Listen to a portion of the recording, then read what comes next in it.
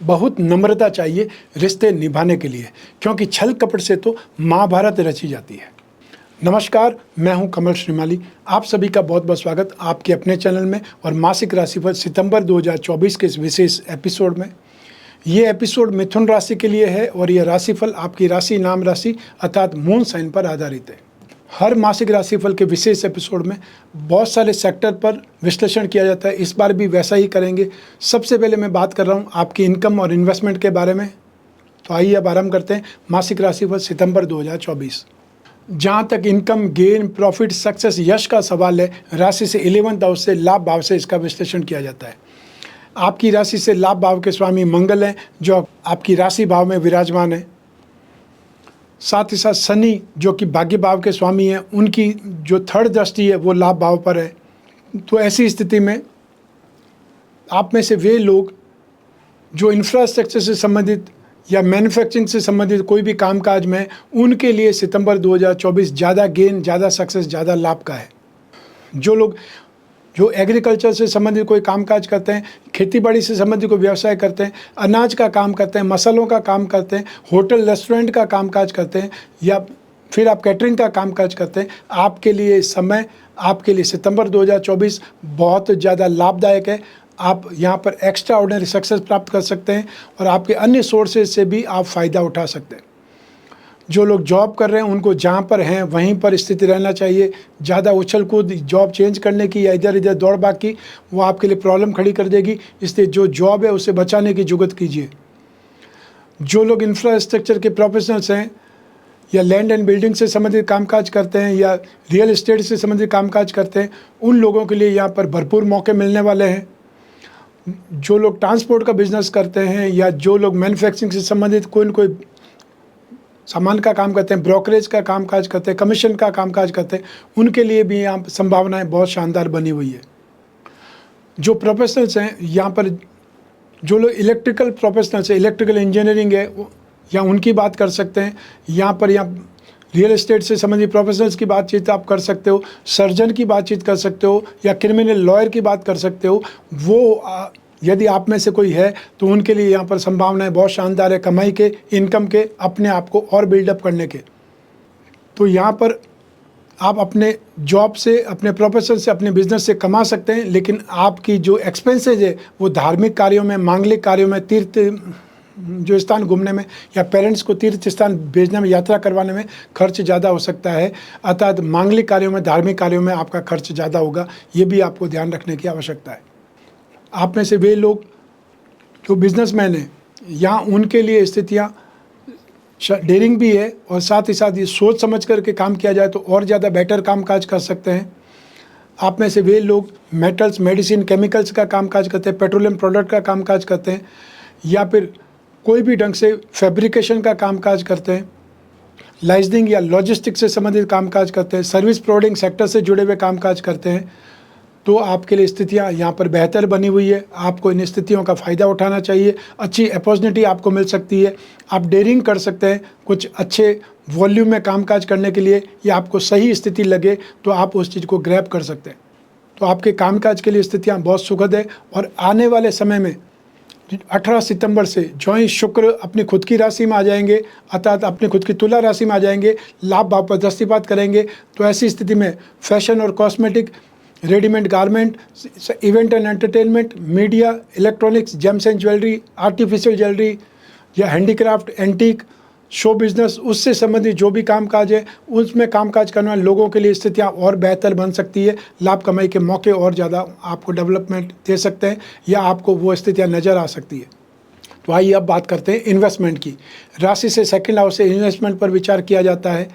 सितंबर 2024 में ठीक आप गोल्ड पर, सिल्वर पर इन्वेस्टमेंट कर सकते हैं। जो स्टॉक करना चाहते हैं वो चावल का स्टॉक कर सकते हैं या हरी दाल का स्टॉक कर सकते हैं। जो लोग शेयर मार्केट के थ्रू इन्वेस्टमेंट करना चाहते हैं वो टेलीकॉम कंपनियों पर, मार्केटिंग जो कंपनियां होती है उस पर, या टूर्स एंड ट्रैवलिंग से संबंधित कोई स्क्रिप्ट हो उसमें इन्वेस्टमेंट कर सकते हैं। और या फिर टेक्सटाइल उद्योग से संबंधित जो भी अच्छी स्क्रिप्ट मिले या फिर कागज़ से संबंधित कोई अच्छी स्क्रिप्ट मिले उसमें इन्वेस्टमेंट आप कर सकते हैं। वो आपके लिए फ़ायदेमंद रहेगा। सब मिला करके यहाँ पर इन्वेस्टमेंट करना यहाँ पर आपके लिए बेटर है। और 4 सितंबर को जब बुध अगली राशि में चले जाएंगे तो आपका पराक्रम और ज़्यादा फैलेगा, आपका नेम फेम और ज़्यादा बढ़ेगा, आपके बेटर सर्कल में जो आपकी एंट्री हो सकती है, जहाँ पे सर्कल आपके लेवल से बहुत ज़्यादा ऊपर हो। आइए अब बात करें आपके पारिवारिक सुख की। राशि से 4th हाउस से इसका विश्लेषण किया जाता है। शुक्र नीच राशि के यहाँ पर विराजमान है, तो साथ ही साथ केतु भी विराजमान है। और केतु का हमेशा अधूरापन विख्यात है कि आपको ध्यान होगा केतु की संतुष्टि कभी नहीं होती है। जिस भाव में भी केतु होता है उस भाव के प्रति लालसा ज़्यादा होती है, ज़्यादा करने की इच्छा होती है। वही स्थिति यहाँ पर आपके लिए कि आप अपने परिवारों के लिए, जो भी परिवार के सदस्य उनके सुख सुविधा ज़्यादा आप उनको प्रदान करेंगे, सुख सुविधाओं पर खर्चा ज़्यादा करेंगे, उनके बारे में चिंता ज़्यादा करेंगे, लेकिन उसके बावजूद भी आप संतुष्ट नहीं हो पाएंगे, या जो रेपो मिलना चाहिए, रेस्पॉन्ड मिलना चाहिए, वो शायद आपको उतना नहीं मिलेगा जितना आप कोशिश करेंगे। लेकिन फिर भी आप घर और परिवार के लिए, मांगलिक कार्यों के लिए, चाहे संतान हो और या आपके छोटे भाई बहन हो, उनके विवाह के लिए आप बहुत ज़्यादा कोशिश करेंगे। अपने परिवार के लिए एक प्रकार से अग्रणी बन करके आप उनके जीवन यापन को या जीवन की स्थिति को और अच्छा बनाने के लिए कोशिश कर सकते हैं। और उसमें सुख सुविधाएं शामिल है, चाहे वो वाहन हो और चाहे वो घर में सुख सुविधाएं जोड़नी हो।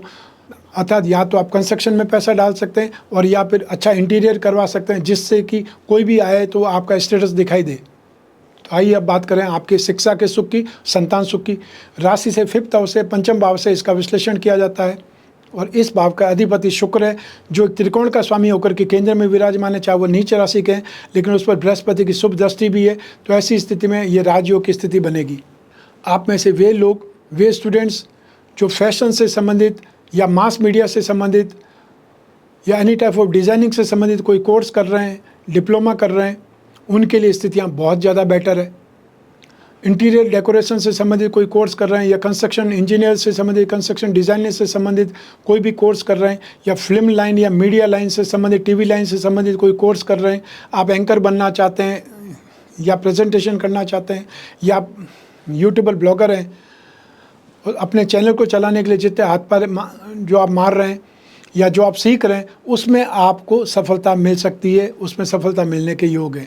और 18 सितंबर से ये स्थिति और ज़्यादा बढ़ जाएगी, जब शुक्र अपनी खुद की राशि में आ जाएंगे, अर्थात पंचम स्थान में आ जाएंगे, त्रिकोण के अधिपति स्वयं होंगे, तो स्थितियाँ और ज़्यादा बेटर बनेगी। जो स्टूडेंट्स कोई संगीत से संबंधित कोई कोर्स कर रहे हैं, एनिमेशन से संबंधित कोई कोर्स कर रहे हैं, उनके लिए भी संभावना यहाँ पर बहुत भारी है, या ये बोल सकते हैं आपको आगे बढ़ने के लिए चांसेस बहुत ज़बरदस्त मिलेंगे। आपको यहाँ पर भरपूर जो अपनी मेहनत को इनकरेज करने का मौका मिलेगा, डाउट्स क्लियर होंगे, और 18 सितंबर के बाद में आप खुद का कॉन्फिडेंस बहुत ज़बरदस्त ढंग से हाई हो जाएगा। तो ऐसी स्थिति में यदि कोई एग्ज़ाम होते हैं, इंटरव्यू होते हैं, कोई डिबेट में हिस्सा लेना है सितंबर 2024 में, तो आपको ज़रूर लेना चाहिए। स्थितियाँ आपके फेवर में हैं, स्थितियाँ आपके पक्ष में बनी हुई है।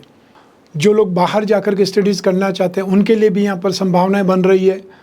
तो ऐसी स्थिति में यदि आपको कोई एंट्रेंस टेस्ट देना है तो सितंबर में एंट्रेंस टेस्ट दे सकते हैं। सही डेट निकालने के लिए, जो कि डेट आपको चुन सकते हैं, उसके लिए अपना सही चंद्रमा चुन लें। राशि से 3rd, 6th और 11th चंद्रमा जब भी होगा तो वो दिन बहुत शानदार होने वाला है। तो आइए अब बात करें संतान सुख की। राशि से 5th हाउस से संतान सुख के बारे में भी विचार किया जाता है।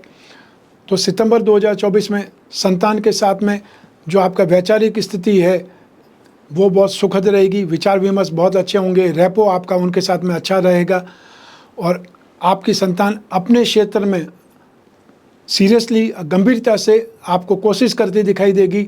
यहाँ पर बहुत सारे लोग जो पेरेंट्स होते हैं चिंतित होते हैं कि वो उनमें कैरियर के बारे में सीरियस नहीं है, लेकिन आपके लिए ये स्थिति है कि आपकी संतान आपके अपने कैरियर के लिए बहुत ज़्यादा सीरियस दिखाई देगी। जो आपकी उम्मीदें उस पर खरा उतरने के लिए मेहनत करती दिखाई देगी, और आपके हाथ में जो संतान से संबंधित कोई काम का, चाहे उनको एडमिशन दिलाना है या उनको इस्टेब्लिश करना है, उनको कोई बिज़नेस खुलाना है, उसके लिए आपके हाथ में जो भी काम है उसमें आप सफल हो जाएंगे। और एक काम ये हो सकता है, विवाह योग्य जो संतान है उसके विवाह के लिए जो ट्राई कर रहे हैं उनको सही लोग मिल सकते हैं, सही फैमिलीज मिल सकती है, बात आगे बढ़ सकती है। संतान प्राप्ति के लिए जो दंपति कोशिश कर रहे हैं या कोई इलाज कराना चाहते हैं, उनके लिए भी सितंबर 2024 बहुत सुखद है। जो आपके इलाज के लिए, अर्थात आपको थोड़े से पैसे में या छोटे से इलाज में वो सफलता मिल सकती है, जिससे आपको संतान प्राप्त हो सके। आइए अब बात करें आपके स्वास्थ्य की, साथ ही साथ आपके शत्रुओं के विरोधियों की। राशि से 6th हाउस से रोग भाव से इसका विश्लेषण किया जाता है। इस भाव के अधिपति मंगल है, जो कि आपकी राशि में विराजमान है, और मंगल की दृष्टि सप्तम भाव पर दाम्पत्य सुख पर और अष्टम भाव अर्थात मति का भाव मारक भाव पर है, लेकिन वहाँ पर उच्च की दृष्टि है। और शनि की चौथी दृष्टि हमेशा फोर्थ रहती है, जो कि पारिवारिक सुख पर के भाव पर है। तो ऐसी स्थिति में आपको जो डाइजेशन से संबंधित या पाचन क्रिया से संबंधित जो प्रॉब्लम होती है वो सितंबर माह में ज़्यादा फेस करने की स्थिति बन सकती है। तो आपको बाहर खाने पीने से बचना है, या आपको इस बारिश के मौसम में जो हरी पत्तेदार सब्जियां होती है उसको बहुत अच्छे ढंग से साफ़ करके या उसको बार बार पानी से साफ़ करने के बाद ही यूज़ करें, क्योंकि हरी सब्जियों में इस समय सबसे ज़्यादा कीड़े दिखाई देते हैं या सबसे ज़्यादा वो अपनी सेहत के लिए हानिकारक हो जाती है। जो लोग डायबिटिक हैं उनको एक्स्ट्रा तौर पर सावधान रहने की ज़रूरत है, क्योंकि यहाँ पर बृहस्पति जो कि सप्तम भाव के अधिपति हैं, साथ ही साथ 10th हाउस के अधिपति हैं, नाश भाव में विराजमान है। और जब बृहस्पति नाश भाव में विराजमान है, शत्रु राशि में विराजमान है, तो पेट आते हार्मोन्स, डाइजेशन और एंजाइम से संबंधित जो समस्याएं हैं वो परेशान कर सकती है। सेकंड नंबर पर आप में से जो लोग डिप्रेशन के मरीज़ हैं उनको ख़ास तौर पर मैं संभालना चाहता हूं, या यह सलाह देना चाहता हूं कि आप अपनी बहुत अच्छे ढंग से केयर करें। जो दवाएं डॉक्टर ने लिखी है, आपको खुद डॉक्टर नहीं बनना है, दवाई समय पर लेनी है। और यदि बाहर कहीं पर भी जा रहे हैं तो एक स्लिप या जो कार्ड होता है वो हमेशा अपनी जेब में रखिए, और आपको किस जो दवाई या मेडिसिन से एलर्जी है वो उस पर लिख करके रखें, ताकि जब भी कोई इमरजेंसी हो तो जो भी आपकी सहायता करे उसको ये मालूम हो कि आपको इन चीज़ों से एलर्जी है, वो उन चीज़ों से आपको दूर रखा जाए।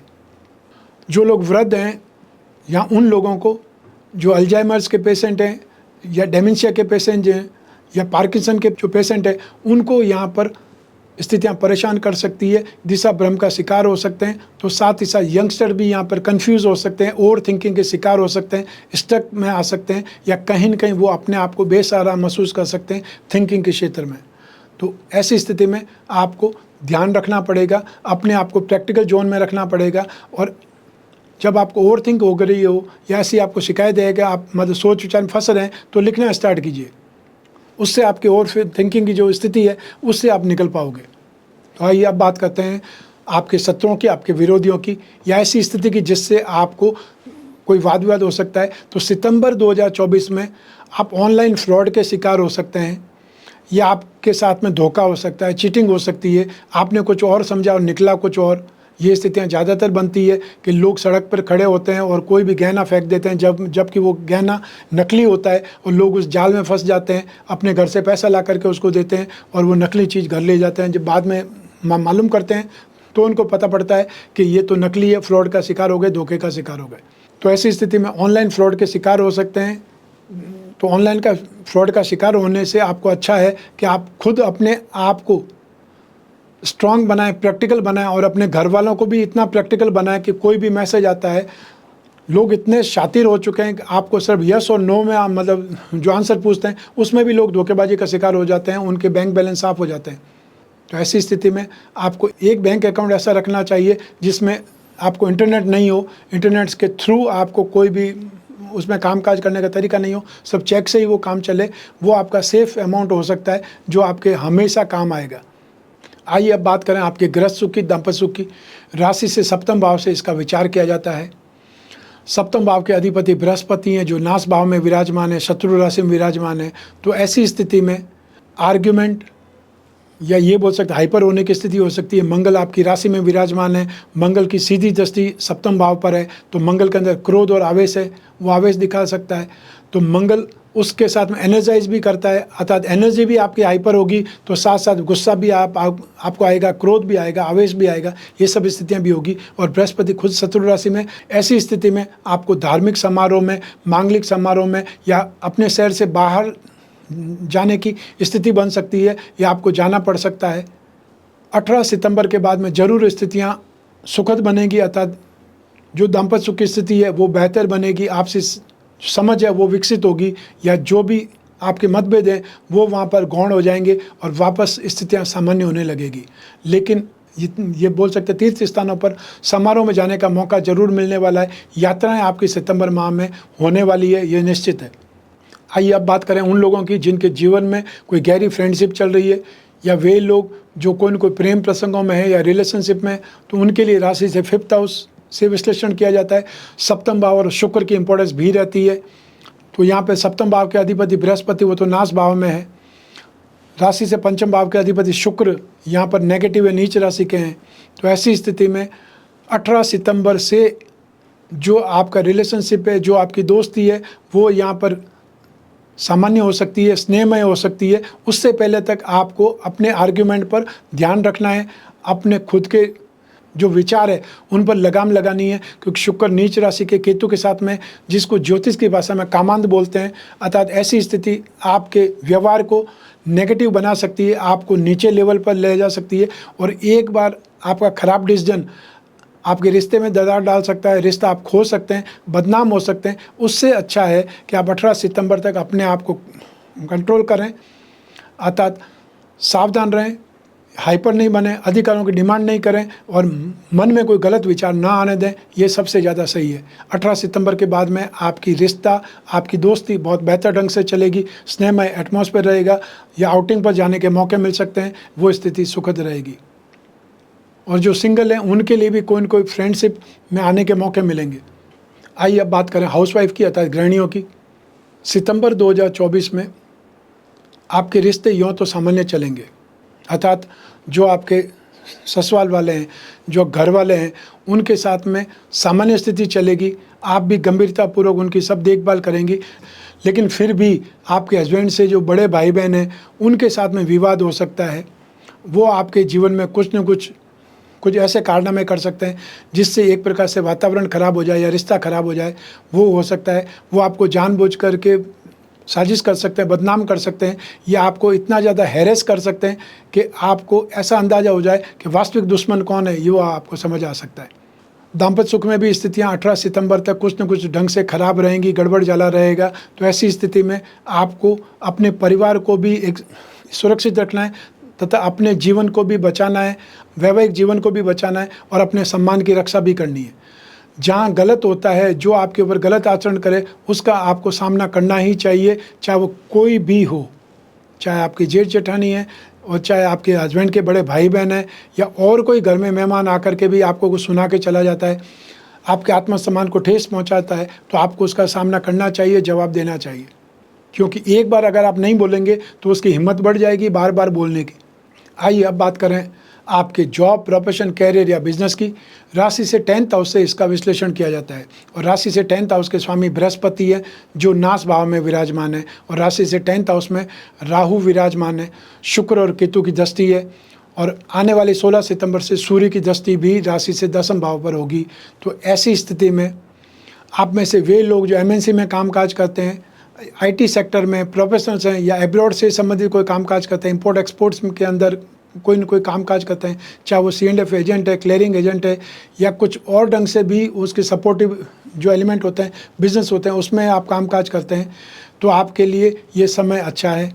सेकंड, जो लोग प्लानिंग से, जो लोग आइडिया का कामकाज करते हैं, प्रोजेक्ट रिपोर्ट बनाकर उसको बेचने का कामकाज करते हैं, या लाइसेंसिंग का कामकाज करते हैं, मार्केटिंग का कामकाज करते हैं, उन लोगों के लिए भी सितंबर 2024 बहुत ज़्यादा सुखद है। यहाँ पर आपका क्रिएशन, आपकी यूनिक आइडियाज़ जो आपके दिमाग में है, अर्थात आप दिमाग का जो खा सकते हैं, दिमाग को यूज़ करके आप अपनी ज़िंदगी को बना सकते हैं, ये स्थिति ऐसी बनी हुई है।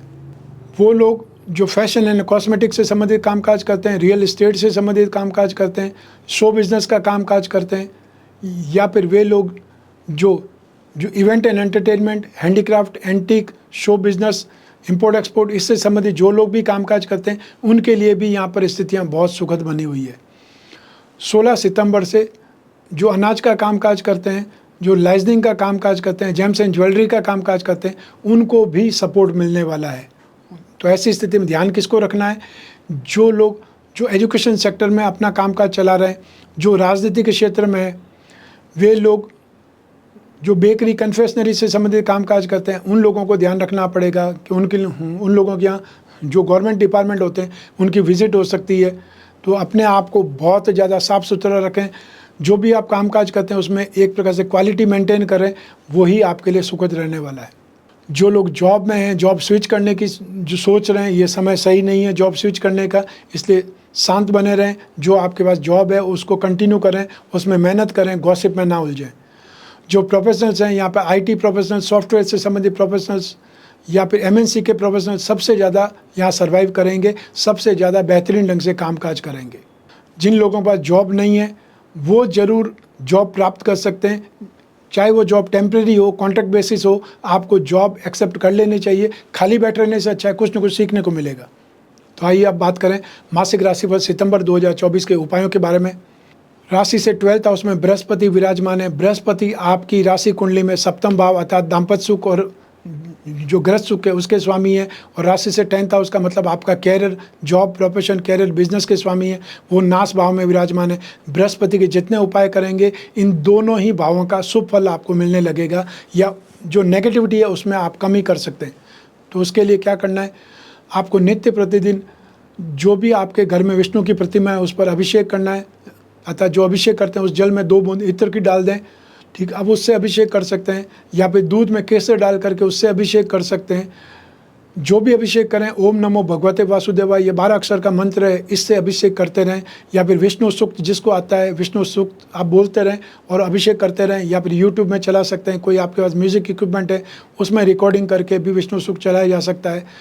विष्णु की पूजा उपासना आपके लिए शुभ रहेगी। और हर बृहस्पतिवार को थर्सडे के दिन पीली वस्तुओं का दान कर सकते हैं, चाहे पीली वस्तु दाल हो सकती है, हल्दी हो सकती है, केसर हो सकता है, पीले फल हो सकते हैं, या पीताम्बर हो सकता है, पीतल के बर्तन हो सकते हैं।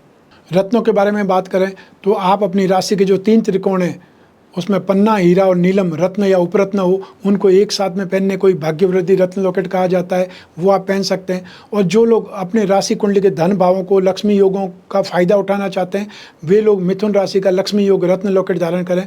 उसमें 4 उपरत्न होते हैं जो आपकी राशि कुंडली के धन भावों को, आकस्मिक धन लाभ को या भाग्य को बढ़ाने वाले होते हैं। आपने एक शब्द सुना होगा, वर्षफल। जो आप ये देख रहे हैं वो सामान्य राशिफल है, लेकिन आपकी जन्म कुंडली की कैलकुलेशन से जो वर्षफल बनेगा वो सिर्फ आपके बारे में ही, आपकी कुंडली के योगों के बारे में ही चर्चा करेगा। तो आपको एक वर्ष में एक बार अपना वर्षफल जरूर बनाना लेना चाहिए। वर्षफल की कीमत या उसका एक्सपेंसेस बहुत नॉमिनल है, जो आप सिर्फ और सिर्फ एक थोड़ा सा खाना खाने बाहर जाएं और उसका बिल है उससे भी कम पड़ेगा। तो वर्षफल से आपको पूरे वर्ष में क्या आपकी कुंडली में योग बन रहे हैं, कौन से महीने में आपके साथ में क्या होने वाला है, उसकी गणित के साथ में, कैलकुलेशन के साथ में आपको वो रिजल्ट मिलेगा। इसलिए आपको वर्षफल का उपयोग जरूर करना चाहिए। जो ज्योतिष में से ही एक योग है वर्षफल। उस वर्षफल से संबंधित जो गणना होती है आपकी जन्म कुंडली से ही गणना होती है, और उसका फ़ायदा आप उठा सकते हैं सिर्फ एक नॉमिनल एक्सपेंसेस करके। तो आप समझदार बन सकते हैं, समझदार बनने का प्रयास कर सकते हैं। अपने आप को ज्योतिषी नहीं बनाएं।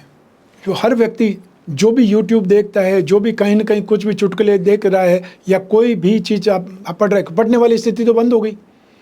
आज की तारीख में अखबार में ही विज्ञापन या कोई भी जो आर्टिकल आते हैं एस्ट्रोलॉजी के, लोग उन पर डिपेंडेंट है। और जो हमको मालूम है कि हमारे यहाँ जो सब टाइप करने वाला आदमी था वो भी आज की तारीख में ज्योतिषी बन चुका है। तो ऐसी स्थिति में संभावना यही है कि आप जिनसे ज्योतिष की सलाह ले रहे हैं वो शायद एस्ट्रोलॉजर हो ही नहीं। और इसीलिए हम हमेशा एक सेंटेंस बोलते हैं, हर पंडित या पुजारी ज्योतिषी नहीं होता, और एक सही परामर्श आपका जीवन बदल सकता है। तो सही एस्ट्रोलॉजर से मिलिए, सही मार्गदर्शन लीजिए, जो भी अपने क्वेश्चन है वो लिख करके ले जाइए और उस पर डिस्कस करिए, गहन चिंतन करिए, और सामान्य उपाय जो हो सकते हैं वो करिए। लोग आंख बंद करके वेबसाइट पर भरोसा करते हैं, और उनके यहाँ पर जो कि मिनट के हिसाब से उनके एक्सपेंसेज होते हैं, वो लोग उन पर विश्वास करते हैं, उनसे डिस्कस करते हैं, और उनके उपायों पर खर्चा करते हैं। तो ऐसी स्थिति में कौन सा रत्न आपको पहनना चाहिए आपको खुद को मालूम नहीं है, और आपका फ्रेंड आपको बता रहा है कि मुझे ये पहनने से फ़ायदा हुआ था इसलिए आपने भी पहन लिया। तो आपकी कुंडली अलग है, उसकी कुंडली अलग है। राशि एक होने से कोई भी सेम स्थिति नहीं बनती है। एक राशि के 16 करोड़ लोग, 20 करोड़ लोग होंगे, तो क्या सबकी राशि में जो लिखा हुआ है सेम होगा? क्या सेम नहीं हो सकता। तो इसीलिए आपको जब जीवन में समस्याएं ज़्यादा हो, भविष्य में झांकना हो, कोई बहुत बड़ा डिसीजन लेना हो, तब अपनी जन्म कुंडली का विश्लेषण जरूर करवाना चाहिए। समय समय पर करवाना चाहिए। वर्ष में एक बार तो कुंडली विश्लेषण करवाना ही चाहिए।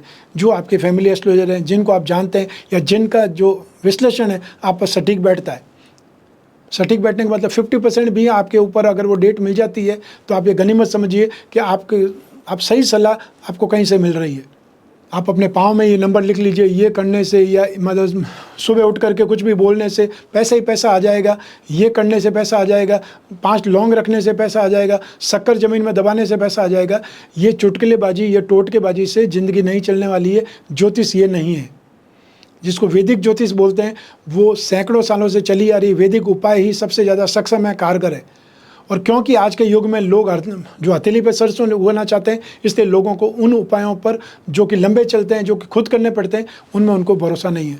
जबकि साउथ इंडिया में देखिए, हर व्यक्ति सुबह पूजा पाठ करता है। तो सबसे ज़्यादा लग्जरी साउथ में, सबसे ज़्यादा कल्चर साउथ में, सबसे ज़्यादा लिटरेसी या जो पढ़े लिखे लोग हैं साउथ में है, सबसे ज़्यादा मंदिर साउथ में, सबसे ज़्यादा सोना साउथ में। तो आप सिर्फ और सिर्फ सोचने की कोशिश कीजिए, आपको सामान्य तौर पर दिख जाएगा कि जो लोग पूजा पाठ करते हैं उनके जीवन में बहुत ज़्यादा उन्नति, प्रगति या उनकी समृद्धि है।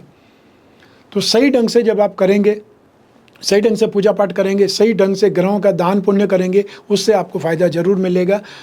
तो ऐसी स्थिति में आपको जो अपनी कुंडली का विश्लेषण कराना है, चाहे आप कोई भी देश में रहते हो, कोई भी शहर में रहते हो, अपनी फ़ोन से आप टेलीफोनिक कंसल्टेंसी या वीडियो कॉन्फ्रेंस जैसी स्थिति से विश्लेषण कर सकते हैं। जो भी आपकी समस्याएं, जो भी आपकी जिज्ञासाएं, जो भी आपके डाउट्स हैं, वो क्लियर करने के लिए आप संपर्क कर सकते हैं। स्क्रीन पर जो नंबर दिए हुए हैं उस पर संपर्क स्थापित करना है या व्हाट्सएप नंबर पर मैसेज ड्रॉप करना है। आप और मैं ही बात करेंगे, बीच में तीसरा कोई भी नहीं होगा। तो ऐसी स्थिति में आप अपनी पर्सनल से पर्सनल प्रॉब्लम पर डिस्कस कर सकते हैं। मैं कामना करता हूँ कि आप स्वस्थ रहें, प्रसन्न रहें, सुरक्षित रहें, अपने और अपने परिवार का बहुत बहुत ख्याल रखें। आप सभी को मेरा नमस्कार, बहुत बहुत शुभकामनाएं। ईश्वर आपकी रक्षा करे। धन्यवाद।